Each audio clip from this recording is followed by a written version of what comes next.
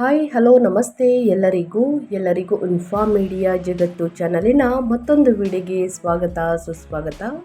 ಸ್ನೇಹಿತರೆ, ಎಲ್ಲರೂ ಹೇಗಿದ್ದೀರಾ? ಎಲ್ಲರೂ ಚೆನ್ನಾಗಿದ್ದೀರಾ ಅಂದ್ಕೊಂಡಿದ್ದೀನಿ. ಹೋಪ್ ನಾನು ಕೂಡ ತುಂಬಾ ಚೆನ್ನಾಗಿದ್ದೀನಿ. ಎಲ್ಲರೂ ಚೆನ್ನಾಗಿದ್ದೀರಾ ಅಂದ್ಕೊಂಡು ಭಾವಿಸ್ಕೊಂಡು ಇವತ್ತಿನ ಒಂದು ವಿಡಿಯೋನ ಶುರು ಮಾಡಿಬಿಡೋಣ. ಇವತ್ತಿನ ಒಂದು ವಿಡಿಯೋದಲ್ಲಿ ವೃಷಭ ರಾಶಿಯವರಿಗೆ ಜ್ಯೇಷ್ಠ ಪೂರ್ಣಿಮೆಯ ದಿನದಿಂದ ಸಾಕಷ್ಟು ಬದಲಾವಣೆಯನ್ನು ನೋಡಲಿದ್ದೀರಿ. ಅದು ನಿಮ್ಮ ವ್ಯಾಪಾರದಲ್ಲಿ, ವ್ಯವಹಾರದಲ್ಲಿ, ಹಣಕಾಸಿನಲ್ಲಿ, ವೃತ್ತಿ ಜೀವನದಲ್ಲಿ, ಉದ್ಯೋಗದಲ್ಲಿ ಏನೆಲ್ಲ ಬದಲಾವಣೆಗಳನ್ನು ಗ್ರಹಗಳು ಸೂಚಿಸಲಿದೆ, ಯಾವುದರ ಬಗ್ಗೆ ವೃಷಭ ರಾಶಿಯವರು ಎಚ್ಚರಿಕೆ ವಹಿಸಬೇಕು, ಇನ್ನು ಜ್ಯೇಷ್ಠ ಪೂರ್ಣಿಮೆಯ ಮಹತ್ವವನ್ನು ತಿಳಿಸ್ಕೊಡ್ತೀನಿ, ದಾನದ ಮಹತ್ವವನ್ನು ತಿಳಿಸ್ಕೊಡ್ತೀನಿ, ಪೂಜೆ ಪುನಸ್ಕಾರಗಳನ್ನು ಯಾವ ರೀತಿ ಮಾಡಬೇಕು ಈ ದಿನದಂದು ನನ್ನ ಕಂಪ್ಲೀಟಾಗಿ ತಿಳಿಸ್ಕೊಡ್ತಾ ಹೋಗ್ತೀನಿ. ಇದನ್ನೆಲ್ಲ ತಿಳ್ಕೋಬೇಕು ಅಂದರೆ ಎಲ್ಲೂ ಕೂಡ ವಿಡಿಯೋನ ಸ್ಕಿಪ್ ಮಾಡಬಾರ್ದು. ಅಂದರೆ ವಿಡಿಯೋನ ಕಟ್ ಮಾಡಿ ಓಡಿಸ್ಕೊಂಡು ಹೋಗಿ ನೋಡ್ತೀನಿ ಅಂದರೆ ಫುಲ್ ಇನ್ಫಾರ್ಮೇಷನ್ ಅರ್ಥ ಆಗಲ್ಲ. ಸೊ ಹಾಗಾಗಿ ಎಲ್ಲ ವಿಡಿಯೋದಲ್ಲೂ ತಿಳಿಸ್ತಾ ಇರ್ತೀನಿ. ಮೊದಲಿಂದ ಕೊನೆ ತನಕ ವಿಡಿಯೋನ ವಾಚ್ ಮಾಡಿ. ವಿಡಿಯೋದಲ್ಲಿ ಒಳ್ಳೆ ಮಾಹಿತಿ ಸಿಕ್ಕಿದ್ದಲ್ಲಿ ತಪ್ಪದೆ ವಿಡಿಯೋಗೊಂದು ಲೈಕ್ ಕೊಟ್ಟು, ಇನ್ನೂ ನನ್ನ ಚಾನಲ್ನ ಸಬ್ಸ್ಕ್ರೈಬ್ ಮಾಡ್ಕೊಂಡಿಲ್ಲ ಅಂದರೆ ದಯವಿಟ್ಟು ಇನ್ಫಾರ್ಮ್ ಮೀಡಿಯಾಗೆ ಸಬ್ಸ್ಕ್ರೈಬ್ ಆಗಿ ನಿಮ್ಮ ಅಭಿಪ್ರಾಯಗಳನ್ನು ಕಮೆಂಟ್ ಬಾಕ್ಸಲ್ಲಿ ತಿಳಿಸಬಹುದು. ಯಾರೆಲ್ಲ ಸಬ್ಸ್ಕ್ರೈಬ್ ಮಾಡಿಕೊಂಡು ಪ್ರತಿನಿತ್ಯ ವಿಡಿಯೋ ವಾಚ್ ಮಾಡ್ತಿದ್ರಾ ಅಂಥವರಿಗೆ ಥ್ಯಾಂಕ್ ಯು ಸೋ ಮಚ್ ಅಂತ ಹೇಳ್ತಾ ವಿಡಿಯೋದ ಕಡೆ ಗಮನ ಕೊಟ್ಬಿಡೋಣ. ಮೊದಲನೇದಾಗಿ ಪೂರ್ಣಿಮೆಯ ಮಹತ್ವವನ್ನು ತಿಳಿಸ್ಕೊಡ್ತೀನಿ. ಮೇ 31ನೇ ತಾರೀಕು ಸ್ನೇಹಿತರೆ, ಶಕ್ತಿಶಾಲಿಯಾದಂತಹ ಜ್ಯೇಷ್ಠ ಪೂರ್ಣಿಮೆಯನ್ನು ಅತ್ಯಂತ ಶುಭವೆಂದು ಪರಿಗಣಿಸಲಾಗಿದೆ ಹಿಂದೂ ಧರ್ಮದಲ್ಲಿ. ಈ ದಿನ ಚಂದ್ರನು ತನ್ನ ಪೂರ್ಣ ರೂಪದಲ್ಲಿ ಕಾಣಿಸಿಕೊಳ್ಳುತ್ತಾರೆ ಮತ್ತು ಅದರ ಚಂದ್ರನ ಬೆಳಕು ಭೂಮಿಯ ಮೇಲೆ ಅಮೃತವನ್ನು ಸುರಿಸುತ್ತಾನೆ. ಈ ಪವಿತ್ರ ತಿಥಿಯಂದು ಪೂಜೆ, ಸ್ನಾನ, ದಾನ ಮತ್ತು ಜಪ ಮಾಡುವುದರಿಂದ ಭಕ್ತರು ದೇವರ ಆಶೀರ್ವಾದವನ್ನು ಪಡೆಯುತ್ತಾರೆ ಎಂದು ಹೇಳಲಾಗುತ್ತದೆ. ಇನ್ನು ಜ್ಯೇಷ್ಠ ಮಾಸದಲ್ಲಿ ಬರುವಂತಹ ಈ ಹುಣ್ಣಿಮೆಯನ್ನು ವಟ ಸಾವಿತ್ರಿ ಪೂರ್ಣಿಮೆ ಎಂದು ಕರೆಯುತ್ತಾರೆ. ಈ ದಿನದಂದು ಮಹಿಳೆಯರು ತಮ್ಮ ಪತಿಯ ದೀರ್ಘ ಆಯುಷ್ಯಕ್ಕಾಗಿ ಸ್ನೇಹಿತರೆ ಉಪವಾಸವನ್ನು ಆಚರಿಸುತ್ತಾರೆ. ಇದರ ಜೊತೆಗೆ ಅವರ ಆರೋಗ್ಯಕ್ಕಾಗಿ ಆಲದ ಮರವನ್ನು ಪೂಜಿಸುತ್ತಾರೆ ಅಂತಲೇ ಹೇಳಬಹುದು. ಇನ್ನು ಜ್ಯೇಷ್ಠ ಪೂರ್ಣಿಮೆಯ ದಿನಾಂಕ ಮತ್ತು ಮಂಗಳಕರ ಸಮಯವನ್ನು ನೋಡೋದಾದರೆ ಈ ಬಾರಿ ಜ್ಯೇಷ್ಠ ಪೂರ್ಣಿಮೆಯನ್ನು ಸ್ನೇಹಿತರೆ ಮೇ 30ನೇ ತಾರೀಕು ಅಥವಾ 31ನೇ ತಾರೀಕು ಆಚರಿಸಲಾಗುವುದು. ಮೇ 30ನೇ ತಾರೀಕು ಸ್ನೇಹಿತರೆ ಬೆಳಿಗ್ಗೆ 11:35ಕ್ಕೆ ಪ್ರಾರಂಭವಾಗಿ 31ನೇ ತಾರೀಕು ಮಧ್ಯಾಹ್ನ 1:13ಕ್ಕೆ ಕೊನೆಗೊಳ್ಳುತ್ತದೆ. ಸನಾತನದ ಸಂಪ್ರದಾಯದಲ್ಲಿ ಹಬ್ಬದ ದಿನವನ್ನು ಸೂರ್ಯೋದಯದಿಂದ ನಿರ್ಧರಿಸಲಾಗುತ್ತದೆ. ಆದ್ದರಿಂದ ಮೇ 31ರಂದು ಸ್ನೇಹಿತರೆ ಉದಯ ತಿಥಿಯ ಪ್ರಕಾರ ಜ್ಯೇಷ್ಠ ಪೂರ್ಣಿಮೆಯನ್ನು ಆಚರಿಸಲಾಗುತ್ತದೆ. ಇನ್ನು ಜ್ಯೇಷ್ಠ ಪೂರ್ಣಿಮೆಯನ್ನು ಮಹತ್ವವನ್ನು ತಿಳಿಸ್ಕೊಡಿ ಅಂತ ಸಾಕಷ್ಟು ಜನರು ಕೇಳ್ತಾ ಇರ್ತೀರಾ. ಹೌದು, ಜ್ಯೇಷ್ಠ ಪೂರ್ಣಿಮೆಯ ಶುಭ ಸಂದರ್ಭದಲ್ಲಿ ಆಲದ ಮರದ ಪೂಜೆಯ ಜೊತೆಗೆ ಲಕ್ಷ್ಮೀ ದೇವತೆ ಮತ್ತು ವಿಷ್ಣುವನ್ನು ಪೂಜಿಸುವ ಸಂಪ್ರದಾಯವಿದೆ. ಈ ದಿನದಂದು ಸತ್ಯನಾರಾಯಣ ದೇವರ ಕಥೆಯನ್ನು ಹೇಳುವುದು ಮತ್ತು ಬ್ರಾಹ್ಮಣರು, ಬಡವರು ಮತ್ತು ನಿರ್ಗತಿಕರಿಗೆ ದಾನ ಮಾಡುವುದು ಅತ್ಯಂತ ಶುಭವೆಂದು ಪರಿಗಣಿಸಲಾಗಿದೆ. ಜ್ಯೇಷ್ಠ ಪೂರ್ಣಿಮೆಯ ದಿನದಂದು ಸ್ನಾನ, ದಾನ ಮತ್ತು ಪೂಜೆ ಮಾಡುವುದರಿಂದ ಮನೆಯಲ್ಲಿ ಸಂತೋಷ ಮತ್ತು ಸಮೃದ್ಧಿ ನೆಲೆಸುತ್ತದೆ. ಅಲ್ಲದೆ ವಿಷ್ಣು ಮತ್ತು ತಾಯಿಯ ಲಕ್ಷ್ಮಿಯ ಆಶೀರ್ವಾದದಿಂದ ಮನೆಯಲ್ಲಿ ಎಂದಿಗೂ ಸಂಪತ್ತು ಮತ್ತು ಸಮೃದ್ಧಿಗೆ ಕೊರತೆ ಇರುವುದಿಲ್ಲ. ಇದರೊಂದಿಗೆ ಜ್ಯೇಷ್ಠ ಪೂರ್ಣಿಮೆಯನ್ನು ಆಧ್ಯಾತ್ಮಿಕ ಪ್ರಗತಿಗೆ ಶುಭ ದಿನವೆಂದು ಪರಿಗಣಿಸಲಾಗಿದೆ. ಸ್ನೇಹಿತರೆ, ಈ ದಿನದಂದು ಧ್ಯಾನ, ಮಂತ್ರಗಳ ಪಠಣ ಮತ್ತು ಆಧ್ಯಾತ್ಮಿಕ ಗ್ರಂಥಗಳನ್ನು ಅಧ್ಯಯನ ಮಾಡುವುದರಿಂದ ಮನಸ್ಸಿಗೆ ಶಾಂತಿ ಸಿಗುತ್ತದೆ ಮತ್ತು ಜೀವನದಲ್ಲಿ ಆಧ್ಯಾತ್ಮಿಕ ಬೆಳವಣಿಗೆಗೆ ಕಾರಣವಾಗುತ್ತದೆ. ಇನ್ನು ಜ್ಯೇಷ್ಠ ಪೂರ್ಣಿಮೆಯಂದು ದಾನದ ಮಹತ್ವವನ್ನು ತಿಳಿಸ್ಕೊಡ್ತೀನಿ. ಈ ದಿನ ಯಾವ ವಸ್ತುಗಳನ್ನು ದಾನ ಮಾಡಬೇಕು ವೃಷಭ ರಾಶಿಯವರು ಅಂತ ನೋಡ್ತಾ ಹೋಗೋಣ. ಜ್ಯೇಷ್ಠ ಪೂರ್ಣಿಮೆಯಂದು ದೀನ ದಲಿತರು, ಅಸಹಾಯಕರು ಮತ್ತು ಬಡವರಿಗೆ ದಾನ ಮಾಡುವುದು ಅತ್ಯಂತ ಪುಣ್ಯಕರವೆಂದು ಪರಿಗಣಿಸಲಾಗುತ್ತದೆ. ಈ ದಿನದಂದು ಮಾಡುವಂತಹ ದಾನಗಳು ಪ್ರಯೋಜನಗಳು ಹಲವು ಪಟ್ಟು ಹೆಚ್ಚಾಗುತ್ತವೆ. ದಾನ ನೀಡುವ ಮಹತ್ವವನ್ನು ಹಿಂದೂ ಧರ್ಮದ ಗ್ರಂಥಗಳಲ್ಲಿ ವಿವರವಾಗಿ ವಿವರಿಸಲಾಗಿದೆ. ಸ್ನೇಹಿತರೆ, ಇನ್ನು ನಮ್ಮ ಜ್ಯೋತಿಷ್ಯದಲ್ಲೂ ಕೂಡ ಇದರ ಬಗ್ಗೆ ಸಾಕಷ್ಟು ಪರಿಹಾರದಿಂದ ಸಾಕಷ್ಟು ಸಮಸ್ಯೆಗಳೆಲ್ಲ ನಿವಾರಣೆಯಾಗಲಿದೆ. ದಾನ ಧರ್ಮವನ್ನು ಮಾಡುವುದರಿಂದ ದಾನ ಮಾಡುವ ಜನರು ಪಾಪಗಳಿಂದ ಮುಕ್ತರಾಗುತ್ತಾರೆ ಮತ್ತು ದೇವರಿಂದ ಆಶೀರ್ವಾದವನ್ನು ಪಡೆಯುತ್ತಾರೆ ಎಂದು ಹೇಳಲಾಗುತ್ತದೆ. ದಾನದ ಬಗ್ಗೆ ಹೇಳುವಾಗ ಅಥರ್ವ ವೇದದಲ್ಲಿ ಹೀಗೆ ಹೇಳಲಾಗಿದೆ: ದಾನ ಧರ್ಮ ಪರೋ ಧರ್ಮ ಬಟನಂ ನೇಹ ವಿಧಾತೆ. ಅಂದರೆ ದಾನಕ್ಕಿಂತ ದೊಡ್ಡ ಸದ್ಗುಣ ಅಥವಾ ಧರ್ಮವಿಲ್ಲ. ದೇವರಿಗೆ ಅತ್ಯಂತ ಪ್ರಿಯವಾದಂತಹ ಹುಣ್ಣಿಮೆಯ ದಿನದಂದು ದಾನದ ಮಹತ್ವ ಮತ್ತಷ್ಟು ಹೆಚ್ಚಾಗುತ್ತದೆ. ನಿಮ್ಮ ಹಣ ಯಾರಿಗಾದರೂ ಉಪಯುಕ್ತವಾಗಿದ್ದರೆ ಅದು ನಿಮಗೆ ಪ್ರತಿಯಾಗಿ ಸಂತೋಷವನ್ನು ನೀಡುತ್ತದೆ. ಏಕೆಂದರೆ ನೀವು ಒಬ್ಬ ನಿರ್ಗತಿಕ ವ್ಯಕ್ತಿಗೆ ದಾನ ಮಾಡುವ ಮೂಲಕ ಅವರ ಜೀವನದಲ್ಲಿ ಸಕಾರಾತ್ಮಕ ಬದಲಾವಣೆಯನ್ನು ತರಲು ಪ್ರಯತ್ನಿಸುತ್ತೀರಿ ಸ್ನೇಹಿತರೆ. ಹಾಗಾಗಿ ಈ ದಿನದ ಮಹತ್ವ ಅಂತಲೇ ಹೇಳ್ಬೋದು ದಾನ ಧರ್ಮವನ್ನು ಮಾಡುವುದರಿಂದ. ಇನ್ನು ಜ್ಯೇಷ್ಠ ಪೂರ್ಣಿಮೆಯ ದಿನದಂದು ಈ ವಸ್ತುಗಳನ್ನು ಆದಷ್ಟು ನಿಮ್ಮ ಕೈಯಲ್ಲಾದಷ್ಟು ಸಹಾಯವನ್ನು ಮಾಡಿ. ಜ್ಯೇಷ್ಠ ಪೂರ್ಣಿಮೆಯ ಶುಭ ಸಂದರ್ಭದಲ್ಲಿ ವೃಷಭ ರಾಶಿಯವರು ಅನ್ನದಾನ ಮಾಡುವುದು ಶ್ರೇಷ್ಠವೆಂದು ಪರಿಗಣಿಸಲಾಗಿದೆ. ಜ್ಯೇಷ್ಠ ಪೂರ್ಣಿಮೆಯ ಈ ಶುಭ ಸಂದರ್ಭದಲ್ಲಿ ಬಡವರಿಗೆ ಅನ್ನ, ಬಟ್ಟೆ ಮತ್ತು ಶಿಕ್ಷಣವನ್ನು ದಾನ ಮಾಡುವ ನಾರಾಯಣ ಸೇವಾ ಸಂಸ್ಥದ ಸಂಯೋಜನೆಯಲ್ಲಿ ಸಹಕರಿಸುವಂತಹ ಮೂಲಕ ಪುಣ್ಯದ ಭಾಗವಾಗಿದೆ ಅಂತಲೇ ಹೇಳಬಹುದು. ಹಾಗಾಗಿ ಸ್ನೇಹಿತರೆ, ಮೇ 31ನೇ ತಾರೀಕು ಈ ಪರಿಹಾರಗಳನ್ನು ಮಾಡಿ ನಿಮ್ಮ ಸಮಸ್ಯೆಗಳು ಕ್ರಮೇಣವಾಗಿ ಕಡಿಮೆಯಾಗಲಿದೆ ಅಂತಲೇ ಹೇಳಬಹುದು.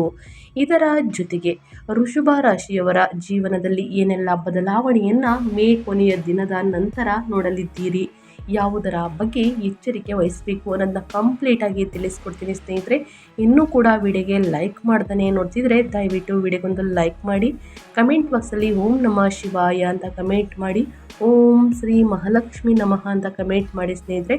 ಮಹಾಲಕ್ಷ್ಮಿಯ ಅನುಗ್ರಹದಿಂದ ಜೀವನದಲ್ಲಿರುವ ಕಷ್ಟಗಳು, ಸಮಸ್ಯೆಗಳು, ಅಡಚಣೆಗಳು ಎಲ್ಲವೂ ಕೂಡ ನಿವಾರಣೆಯಾಗಲಿದೆ. ಇದರ ಜೊತೆಗೆ ಈ ಅದೃಷ್ಟ ರಾಶಿ ನಿಮ್ಮ ಕುಟುಂಬದಲ್ಲಿ ಮತ್ತು ನಿಮ್ಮ ಸ್ನೇಹಿತರಲ್ಲಿ ಇದ್ದರೆ ದಯವಿಟ್ಟು ಅವರಿಗೆ ವಿಡಿಯೋವನ್ನು ಶೇರ್ ಮಾಡೋದ್ರಿಂದ ನಿಮ್ಮ ಕಡೆಯಿಂದ ಅದೃಷ್ಟದ ಭವಿಷ್ಯವನ್ನು ಅವರು ಕೂಡ ತಿಳ್ಕೊಂಡಂಗಾಗುತ್ತೆ. ಇನ್ನು ವೃಷಭ ರಾಶಿಯವರಿಗೆ ಹೇಳ್ತಾ ಬಂದರೆ ಖರ್ಚುಗಳು, ಪ್ರಯಾಣಗಳು ಹೆಚ್ಚಾಗಬಹುದು. ವ್ಯಯ ಸ್ಥಾನದಲ್ಲಿ 12ನೇ ಮನೆಯಲ್ಲಿ ಸ್ವಕ್ಷೇತ್ರದಲ್ಲಿ ಕುಜನ ಸಂಚಾರವು ವಿದೇಶಿ ಪ್ರಯಾಣಗಳಿಗೆ, ದೂರ ಪ್ರದೇಶದ ಸಂಪರ್ಕಗಳಿಗೆ ಅನುಕೂಲಕರ. ಆದರೆ ಅನಗತ್ಯ ಖರ್ಚುಗಳು, ನಿದ್ರಾಹೀನತೆ ಇರುತ್ತವೆ. ನಿಮ್ಮ ಆತ್ಮವಿಶ್ವಾಸ ಮತ್ತು ನಾಯಕತ್ವ.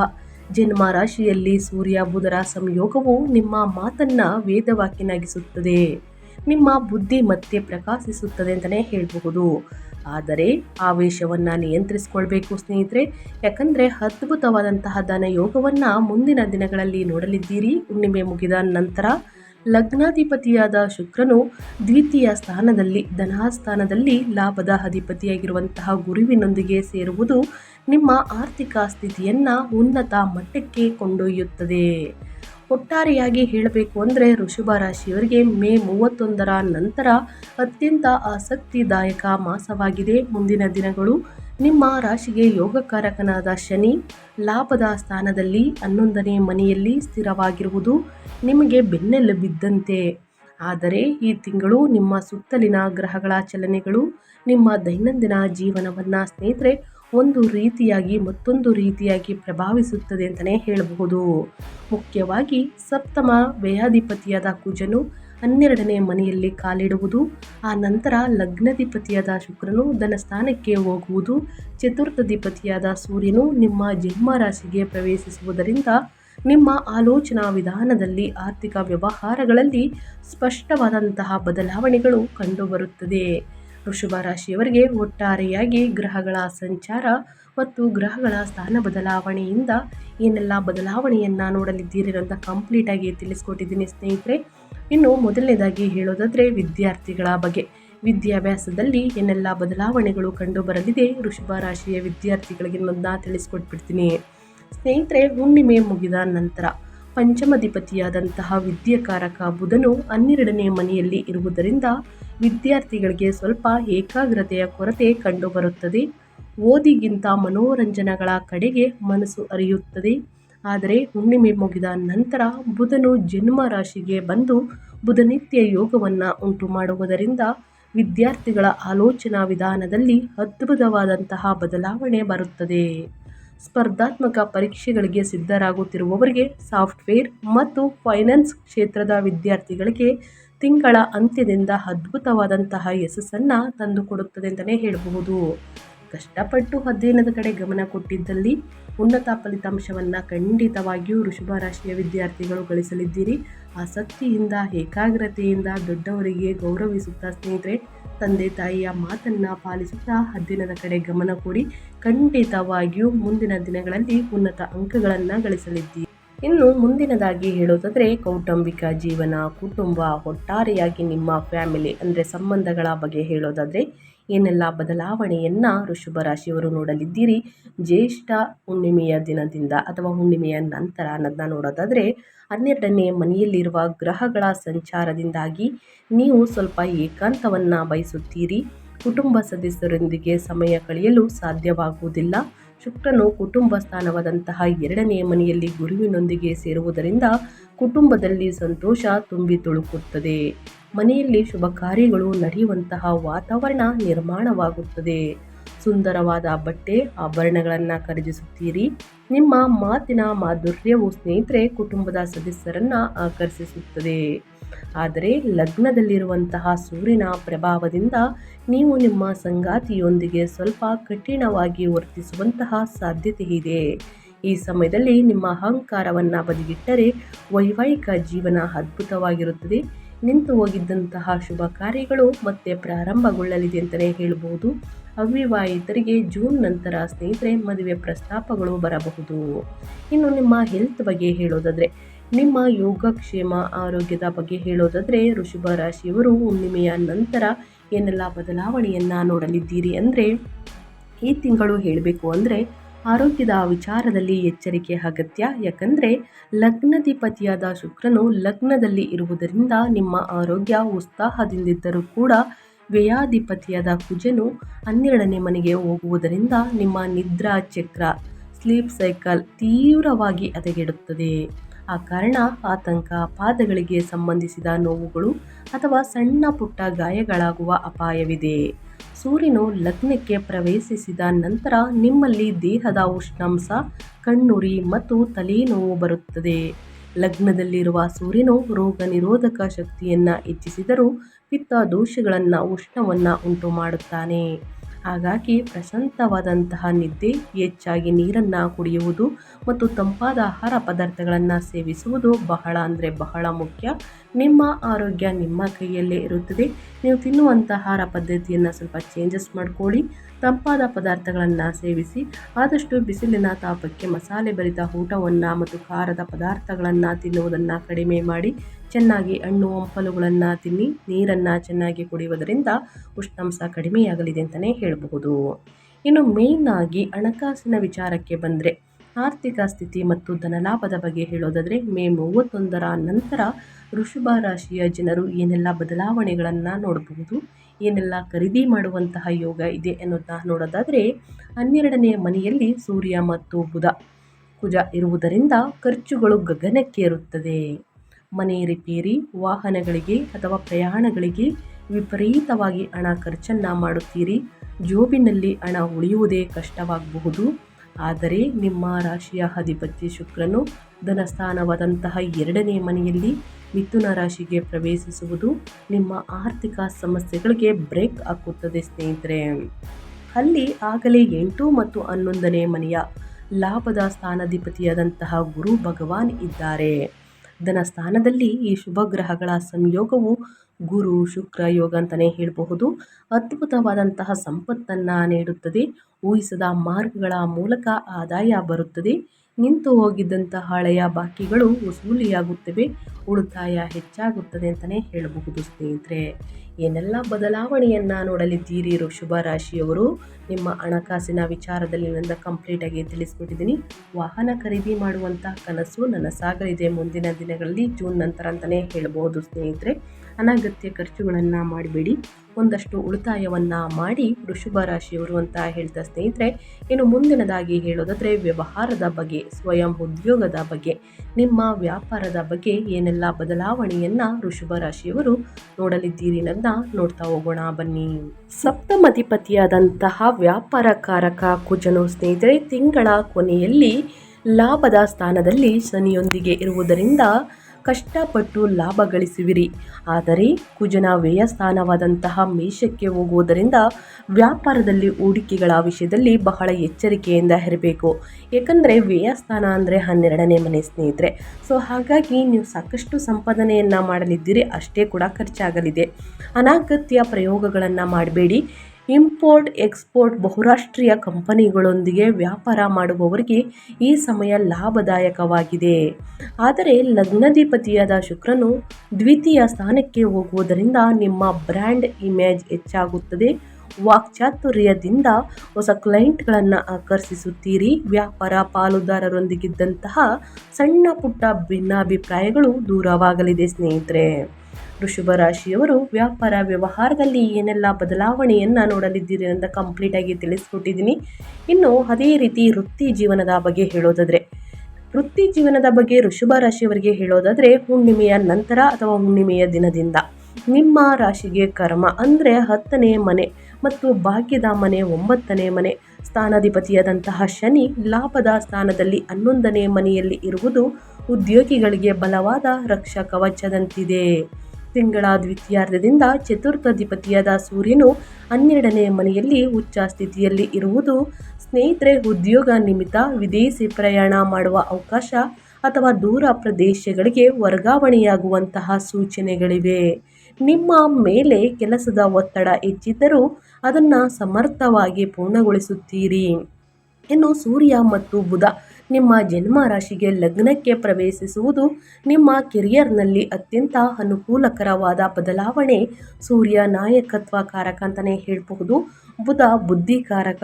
ಇವರಿಬ್ಬರು ಸಂಯೋಗದಿಂದ ನಿಮ್ಮ ಬುದ್ಧಿಮತ್ತೆಗೆ ಮೇಲಧಿಕಾರಿಗಳ ಪ್ರಶಂಸೆ ಸಿಗುತ್ತದೆ. ನೀವು ತೆಗೆದುಕೊಳ್ಳುವ ನಿರ್ಧಾರಗಳು ಅತ್ಯಂತ ನಿಖರವಾಗಿರುತ್ತದೆ.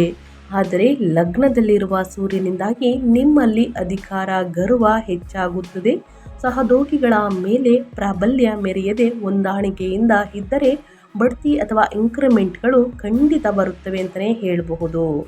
ವ್ಯಾಪಾರದಲ್ಲಿ ಮತ್ತು ವ್ಯವಹಾರದಲ್ಲಿ ಹಣಕಾಸಿನಲ್ಲಿ ಕುಟುಂಬದ ಬಗ್ಗೆ ಹೇಳೋದಾದರೆ ಸ್ನೇಹಿತರೆ ಯೋಚಿಸಿ ಮಾತನಾಡುವುದು ಉತ್ತಮ. ಯಾವುದಕ್ಕೂ ನಿಮ್ಮ ಅಹಮನ್ನು ಬಿಡಬೇಕಾಗುತ್ತದೆ, ಈಗೋ ಅನ್ನೋದನ್ನ ಬದಿಗಿಡಬೇಕಾಗುತ್ತದೆ ಸ್ನೇಹಿತರೆ.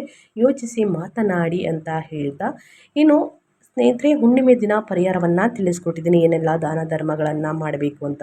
ಏನಾದರೂ ಬೈ ಮಿಸ್ಟೇಕ್ ಆಗಿ ಸ್ನೇಹಿತರೆ ಅವತ್ತಿನ ದಿನ ಮಾಡೋದಕ್ಕೆ ಆಗಲಿಲ್ಲ, ಏನಾದರೂ ಅನಿವಾರ್ಯ ಪ್ರಾಬ್ಲಮ್ ಕಂಡು ಬಂದಿದ್ದಲ್ಲಿ ನೀವು ಆ ಪರಿಹಾರಗಳನ್ನು ಮಾಡೋದಕ್ಕೆ ಆಗಲಿಲ್ಲ ವೃಷಭ ರಾಶಿಯವರು ಅಂತಂದರೆ ಈ ಪರಿಹಾರಗಳನ್ನು ಬಿಡೋದಿನ ಮಾಡಬಹುದು. ಖಂಡಿತವಾಗಿಯೂ ಸಮಸ್ಯೆಗಳು ನಿವಾರಣೆಯಾಗಲಿದೆ.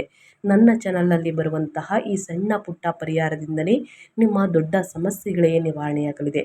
ಹಾಗಿದ್ದರೆ ಏನೆಲ್ಲ ಪರಿಹಾರವನ್ನು ಮಾಡಬೇಕು ವೃಷಭ ರಾಶಿಯವರು ಅಂತ ನೋಡ್ತಾ ಹೋಗೋಣ. 12ನೇ ಮನೆಯಲ್ಲಿ ಕುಜನಿಂದ ಬರುವ ಮಾನಸಿಕ ಆತಂಕಗಳನ್ನು, ಲಗ್ನದಲ್ಲಿ ಸೂರ್ಯನಿಂದ ಉಂಟಾಗುವ ದೈಹಿಕ ಉಷ್ಣವನ್ನು ಕಡಿಮೆ ಮಾಡಲು ಈ ಪರಿಹಾರಗಳನ್ನು ಫಾಲೋ ಮಾಡಿ. ಮೊದಲನೇದಾಗಿ ಲಕ್ಷ್ಮೀ ದೇವಿ ಪೂಜೆ. ನಿಮ್ಮ ಲಗ್ನಾಧಿಪತಿಯಾದಂತಹ ಶುಕ್ರನು ದ್ವಿತೀಯದಲ್ಲಿ ಉತ್ತಮ ಸ್ಥಿತಿಯಲ್ಲಿ ಇರುವುದರಿಂದ ಈ ಧನಯೋಗವನ್ನು ಸಂಪೂರ್ಣವಾಗಿ ಅನುಭವಿಸಲು ಶುಕ್ರವಾರದಂದು ಅಥವಾ ಮಂಗಳವಾರದಂದು ಮಹಾಲಕ್ಷ್ಮಿ ಅಷ್ಟಕವನ್ನು ಓದುತ್ತಾ ಹಾಲನ್ನು ದಾನವಾಗಿ ನೀಡಿ ಬಡವರಿಗೆ, ನಿರ್ಗತಿಕರಿಗೆ, ಅಸಹಾಯಕರಿಗೆ. ಇನ್ನು ಸೂರ್ಯ ಆರಾಧನೆ.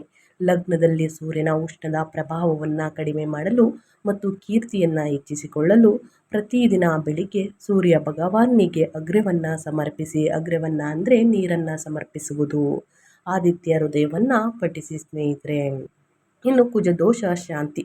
12ನೇ ಮನೆಯಲ್ಲಿರುವ ಕುಜನಿಂದ ಉಂಟಾಗುವ ನಿದ್ರಾಹೀನತೆ, ಧನವ್ಯಯವನ್ನು ಕಡಿಮೆ ಮಾಡಲು ಪ್ರತಿ ಮಂಗಳವಾರ ಸುಬ್ರಹ್ಮಣ್ಯ ಸ್ವಾಮಿಗೆ ಅಥವಾ ಹನುಮಂತನಿಗೆ ಸಿಂಧೂರದಿಂದ ಪೂಜೆಯನ್ನು ಮಾಡಿ. ಬಡವರಿಗೆ, ನಿರ್ಗತಿಕರಿಗೆ. ಇನ್ನು ಸ್ನೇಹಿತರೆ ಆಸ್ಪತ್ರೆಗಳಲ್ಲಿರುವ ರೋಗಿಗಳಿಗೆ ಔಷಧಿಗಳನ್ನು ದಾನ ಮಾಡಿ ಅಥವಾ ಔಷಧಿಗಳಿಗೆ ಹಣ ಸಹಾಯವನ್ನು ಮಾಡಿ. ಹಣ್ಣು ಹಂಪಲುಗಳನ್ನು ವಿತರಿಸಿ. ಅನ್ನದಾನ, ಬಟ್ಟೆ ದಾನ ಸ್ನೇಹಿತರೆ ಬಹಳ ಶ್ರೇಷ್ಠ ಅಂತಲೇ ಹೇಳಬಹುದು. ಸೊ ಹಾಗಾಗಿ ತಪ್ಪದೆ ಈ ಪರಿಹಾರಗಳನ್ನು ಮಾಡಿ ಅಂತ ಹೇಳ್ತಾ ನಾನು ವಿಡಿಯೋನ ಎಂಡ್ ಮಾಡ್ತಾ ಇದ್ದೀನಿ. ಇವತ್ತಿನ ಒಂದು ವಿಡಿಯೋದಲ್ಲಿ ವೃಷಭ ರಾಶಿಯವರಿಗೆ ಒಳ್ಳೆಯ ಮಾಹಿತಿ ಸಿಕ್ಕಿದ್ದಲ್ಲಿ, ಈ ವಿಡಿಯೋ ಯೂಸ್ಫುಲ್ ಅನಿಸಿದ್ದಲ್ಲಿ ಹೆಚ್ಚು ಫ್ಯಾಮಿಲಿಗೆ, ಫ್ರೆಂಡ್ಸ್ಗೆ ವಿಡಿಯೋವನ್ನು ಶೇರ್ ಮಾಡಿ. ವಿಡಿಯೋಗೆ ಲೈಕ್ ಮಾಡಿಲ್ಲ ಅಂದರೆ ದಯವಿಟ್ಟು ಲೈಕ್ ಮಾಡಿ. ನಿಮ್ಮ ಅಭಿಪ್ರಾಯವನ್ನು ಕಮೆಂಟ್ ಬಾಕ್ಸಲ್ಲಿ ತಿಳಿಸಿ. ನಿಮಗೂ ಮತ್ತು ನಿಮ್ಮ ಕುಟುಂಬಕ್ಕೆ ತುಂಬಾ ಒಳ್ಳೆಯದಾಗಲಿ. ಮತ್ತೊಂದು ವಿಡಿಯೋ ಜೊತೆ ಮತ್ತೊಂದು ಹೊಸ ಭವಿಷ್ಯದಲ್ಲಿ ಸಿಗ್ತೀನಿ. Thank you for watching.